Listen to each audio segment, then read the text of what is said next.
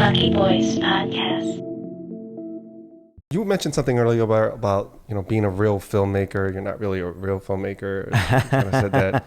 I would challenge you on that because that looked totally legit. And I would assume a bunch of your Kickstarters and the people that voted 100% on Rotten Tomatoes would also agree with me on that. Yeah. But at what point did you start looking at yourself like a real writer, a real director? And second question, how many hats did you wear? Good question. So yeah, I think just to kind of back up the big picture, like to me, Alan with the Kickstarter, us with raising the rest of the money, and then the film also being critically and audience favorable, which is incredible in itself. Like this is a hat trick on hat trick on hat trick. Like this is very rare, and I hope we all kind of understand what we're treasuring the moment, because it's like this does not happen because we've been around. We're jaded just as much as anyone else about how things happen, and it shouldn't happen this way. So we're very excited about that. But yeah, in terms of trying to get it here, it's wearing many hats. Learning the business side of production, and you have to do that because no one else is going to do it for you. So a lot of that is rolling up your sleeves and learning, all 360 aspects of filmmaking, not just kind of the art of it. So we were never the ones sitting there like, with my French beret, filmmaking. Like, no, it's like work. You got to grind it and make it happen. So I think that's the other element, but also keep your craft up.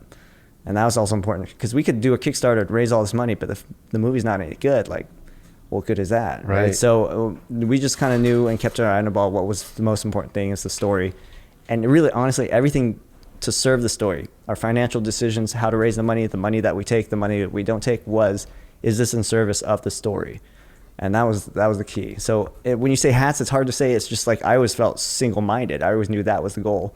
So whatever hat was put on my head. Because you also did some of the editing, did you not? Yeah, well, we had team editors. So we have an editor for kind of the drama, most of the picture part, Chris Christensen, and our action director, Ken Kidwa, also edits. So we kind of like brought everybody's talents together on that. Because it's a piece, when you do action stuff, there's kind of specific nuance that if you don't know action, you won't be able to know where to cut. And then you put together also drama. Cutting drama is its own thing too. It's very important. Yeah, editing is an art within itself. Absolutely. I mean, you hit a nail on the head right there. You have to know when to cut. And a lot of the times, sometimes they cut too soon or too late, or they just hold on to something for too long. So at what point did you start feeling like where you would consider yourself, and then you're trying to be a bit modest here, but where you go, all right, I'm a director. Yeah. Because at some point you have to tell yourself that, like, I am good. Yeah. Or I am good enough and I deserve to be great. Yeah. At what point was that for you? Well, I guess backing up, when I started making movies, I made it in the backyard. It was all organic. I learned how to write, direct, edit, just as a piece, because no one else it wasn't like going to film school where you had like different roles and everybody kind of like came together. So I never had that division of labor concept. So it was always just making movies. So whatever piece meant going to order, something from eBay for this prop. Is the same job as writing, changing this line because this actor can't speak it or can't it was all one thing to me. So I always saw filmmaking as just the one kind of giant process. But I think what you're getting at is the imposter syndrome. Yes. I never felt that. I've never felt that in terms of I think a lot of people say I feel like I don't belong. I know I do things differently, but I go in and there's pros and they're all doing it the right way, or there's research. I don't care. I just need to know what's happening in this box. Yeah. Because at the end of the day, that's what movies are. That's the job. I don't care what credit, who did what. If you want, say you did everything on the movie, I don't care. It's as long as it goes into the frame and it gets the thing that we need, is all that matters. So the whole thing that I never got into it. So in terms of the self-perception, I felt I belonged just as much as anyone else. I knew I didn't do things the way that were the same as other, but it sounds like a lot of the things you guys are doing are totally against the grain, which I respect. Yeah. I respect greatly, because you went the harder route and the road less traveled, which is why there's not a ton of filmmakers that has a similar story as you guys. That's extremely rare. But the imposter syndrome, it's just so, I mean, there's so many people, especially in this field where it's art, and it's going to be seen by many eyes.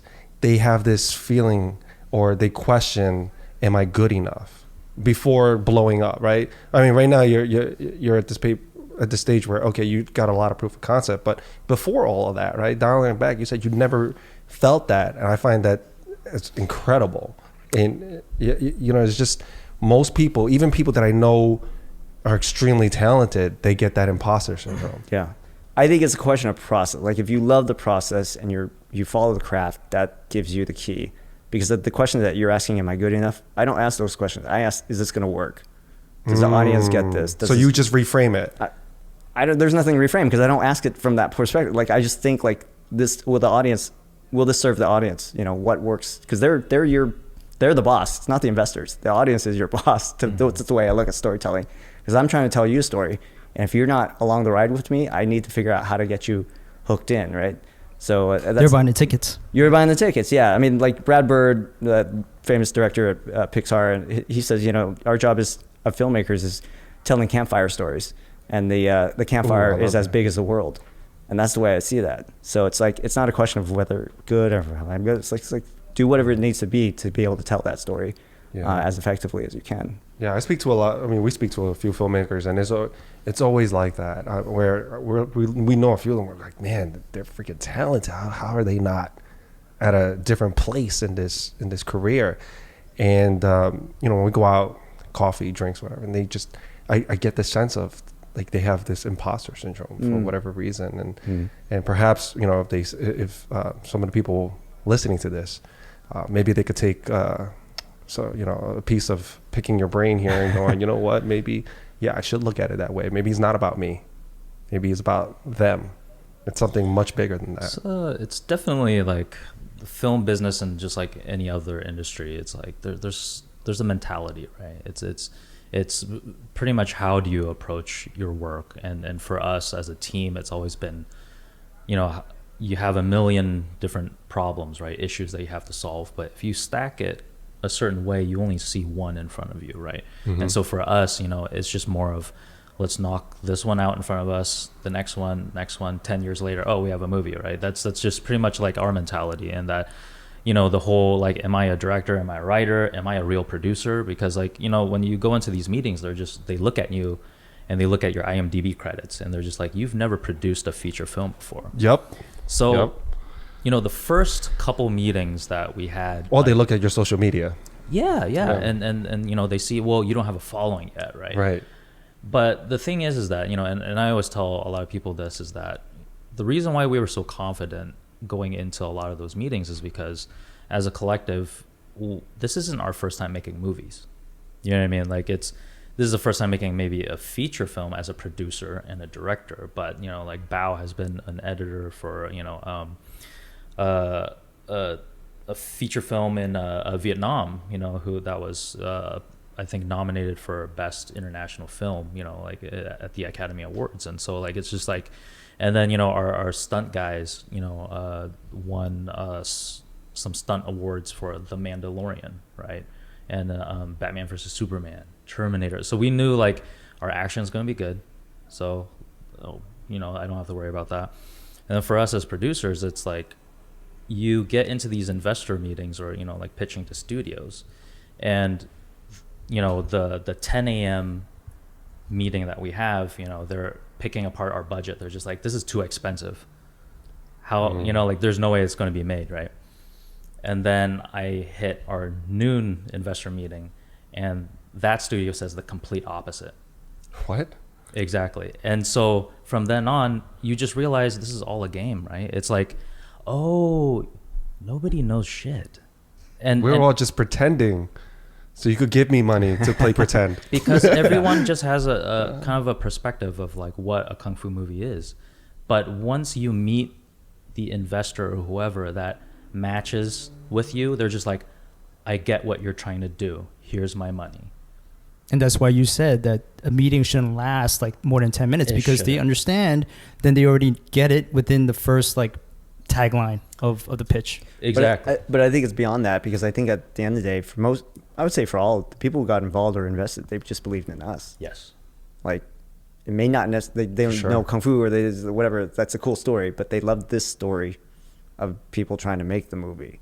And so I think that was kind of the thing that, in terms of, I don't know, game recognized game, or like they just saw something that was like, whatever they do, I want to be part of that. And that's the power. Because if you pitch script, they're looking at the script, not you. Yeah. And that's kind of like the different thing as well. So I think it's a people business, right? At the same time, you're selling yourselves. Yes, it's all about so ourselves important. at the end of the day. It was not about the script. Like, none of our biggest investors and supporters right now actually read the script. Like, we just told them what it was about and why we're the ones who are going to do it, and why we never gave up, right? We are as confident as we were 10 years ago, a lot more smarter, but you know what I mean? Like, it's just like, so I think, with the whole imposter syndrome kind of mentality, if you want to get things done, you really have to kind of figure out, kind of psychoanalyze yourself and just realize that, no one really knows what they're doing. We're all out here trying to solve an issue that's in front of you right now. So Tackle it a while. I like how you said you wanted to just go at it one step at a time, and then before you know it, you're at the goal line. Yep. I mean, that's so valuable, and I mean, so many people just look at the big picture and then they get overwhelmed. But when you break it down to that science, it usually always works out better when you just lay one brick at a time. Yeah. So I thought that was beautiful.